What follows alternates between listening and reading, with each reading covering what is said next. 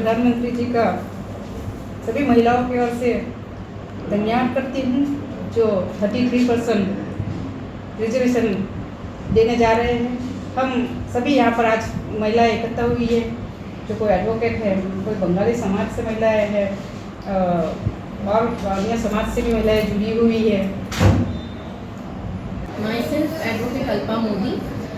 આજે હું અહીંયા કોઈ પણ રાષ્ટ્રીય પક્ષના પ્રતિનિધિ કે સદસ્ય તરીકે નહીં, પરંતુ એક મહિલા વકીલ અને એક સામાજિક કાર્યકર્તા તરીકે મારો અભિપ્રાય જે રજૂ કરું છું કે નારી શક્તિ વંદન અધિનિયમ જે આપણા 106માં બંધારણીય સુધારા તરીકે આ જે કાયદો લાવવામાં આવે છે, આ એક ઐતિહાસિક બદલાવ રહેશે ભારત દેશ માટે। કારણ કે આ કાયદા દ્વારા ભારતની લોકશાહીમાં મહિલાઓનું જે સ્થાન છે તે કાયમને માટે બદલાઈ જશે। આપણા માનનીય પ્રધાનમંત્રી શ્રી નરેન્દ્ર મોદીજીએ એ બાબત સ્પષ્ટ કરી જ છે કે આ અધિનિયમ અને કાયદો નારી શક્તિ પ્રત્યે રાષ્ટ્રના સન્માનનું પ્રતીક છે। એમનું માનવું છે કે આ કાયદો ભારતને વિકસિત ભારત તરીકે બનાવવા માટે મહિલાઓના ફક્ત લાભાર્થી જ નહીં, પરંતુ રાષ્ટ્ર નિર્માતાની શ્રેણીમાં પણ યોગદાન આ દ્વારા મહિલાઓ આપી શકશે। આ જે કાયદો છે એના દ્વારા લોકસભા અને રાજ્યની વિધાનસભાઓમાં મહિલાઓ માટે 33%નું આરક્ષણ આપવામાં આવવાનું છે, જેના દ્વારા મહિલાઓ લોકસભા અને રાજ્યસભામાં પણ પોતાનો અવાજ સંભળાવી શકશે। પર્ટિક્યુલરલી મહિલાઓને આરક્ષણ આપવા પાછળનો હેતુ એ છે કે જેમ કે આપણે કહીએ છીએ કે બાળકો એ આપણું આવતીકાલનું ભવિષ્ય છે। જો મહિલાઓને લોકસભા અને રાજ્યની વિધાનસભાઓમાં સ્થાન મળશે તો તે દ્વારા બાળકોના સંરક્ષણ, શિક્ષા તથા કૌટુંબિક કલ્યાણ વિશેના કાયદાઓ વિશે પણ ઘણા સુધારાઓ લાવી શકાશે। એપ્રિલ 2026ના અપડેટ પ્રમાણે સરકાર આ જે પ્રક્રિયા છે, જે આ ખરડાને કાયદા તરીકે અમલમાં લાવવાની છે, આ પ્રક્રિયાને ફાસ્ટ ટ્રેક કરી રહી છે, જેના દ્વારા 2029ની ચૂંટણીમાં મહિલા આપણી બહેનો સંસદમાં તેમના હકની 273 બેઠકો ઉપર સ્થાન લઈ શકશે। આ કાયદો એટલા માટે પણ ઇમ્પોર્ટન્ટ છે કારણ કે નીતિ નિર્ધારણમાં આના દ્વારા મહિલાઓની ભાગીદારી વધશે, જેના દ્વારા દેશના સર્વોચ્ચ નિર્ણય લેવાના સ્તરે મહિલાઓનો અવાજ સાંભળી શકાશે। આ ખરડા પ્રમાણે શરૂઆતમાં ફક્ત 15 વર્ષ માટે આ રીતની વ્યવસ્થા કરવામાં આવી છે, પણ ત્યારબાદ પાર્લામેન્ટ પાસે એ પાવર રહેશે કે આગળ જતાં આની જે મુદ્દત છે તેને વધારી શકાય। આ બિલ પહેલા રાજનૈતિક દળો ઉપર કોઈ ફરજિયાત ન હતું કે તે લોકો મહિલાઓને ટિકિટ આપે, પણ આ જો કાયદો પસાર થઈ જાય તો એના દ્વારા દરેકે દરેક રાજકીય પક્ષો ઉપર મહિલાઓને ટિકિટ આપવા માટે પણ એ લોકોને ફરજ પાડવામાં આવશે। પર્ટિક્યુલરલી આ કાયદાનો જે ઉદ્દેશ્ય છે તે મારા નોલેજ પ્રમાણે ન્યાય અને મહિલા સશક્તિકરણ એ આ કાયદાનો અમલમાં લાવવા માટેનો મુખ્ય ઉદ્દેશ્ય છે। આના પહેલાં પણ આપણને પંચાયત અને મ્યુનિસિપાલિટીમાં 33% આરક્ષણ તો મળ્યું જ હતું, પણ જો લોકસભા અને વિધાનસભામાં પણ આ સ્થાન મળશે તો હું માનું છું કે ભારતની મહિલાઓનું સ્થાન ખરેખર બદલાશે અને લોકશાહીમાં મહિલાઓનો પણ પોતાનું યોગદાન આપી શકશે। जनता बेंगल समझ नारी शक्ति बंधन अधिनियम हमारे लोकतंत्र को एक समावेश बनाने की दिशा में ऐतिहासिक एक कदम है। इसमें महिलाओं को राजनीति में उचित प्रतिनिधित्व मिलेगा और देश के विकास में भागीदारी उनका सशक्त होगी। ये केवल एक कानून नहीं है, ये महिला का सम्मान, अधिकार और समान अवसर की दिशा में एक मजबूत संकल्प होगा। नमस्कार, मैं संध्या बालचंद्र पत्की, मैं यहाँ की स्कूल की टीचर हूँ।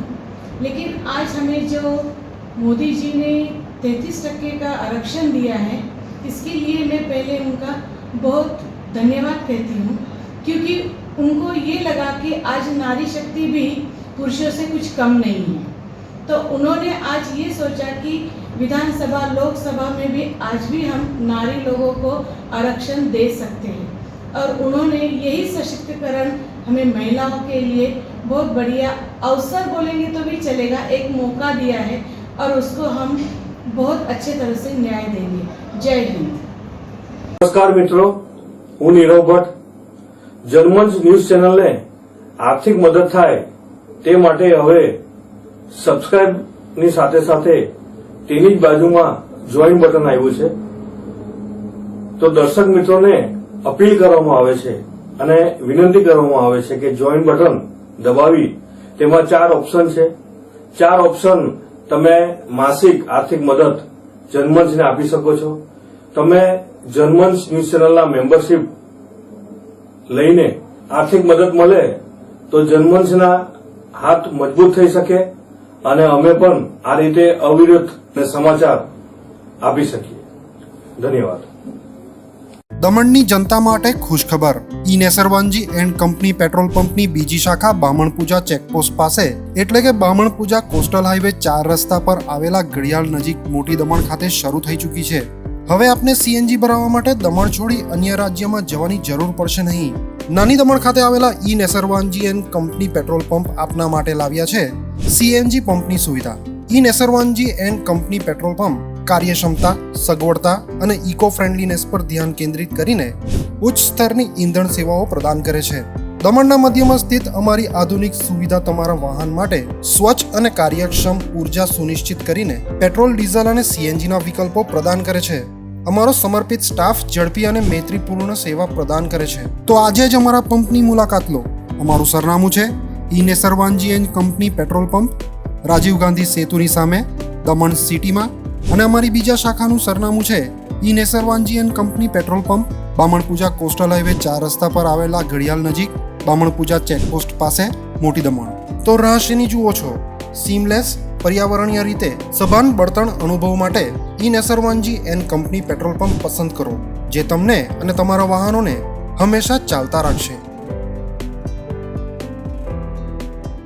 દમણમાં પ્રખ્યાત યસ સિરામિક એન્ડ પ્લાયવુડ, જે છેલ્લા 20 વર્ષથી મોટી દમણમાં કાર્યરત છે, જ્યાં તમને sanitary wares, tiles, fancy CP bath fittings and accessories, PVC pipe fittings, SS sink, water tanks and plywood વગેરે.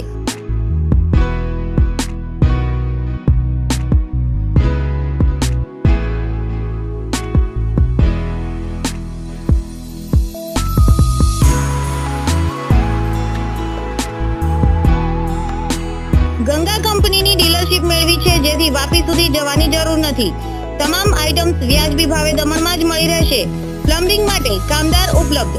સરનામું 7335 main road opposite Raj hardware and electrical, મોટી દમણ. Mobile number 9898217712 and 7016373483.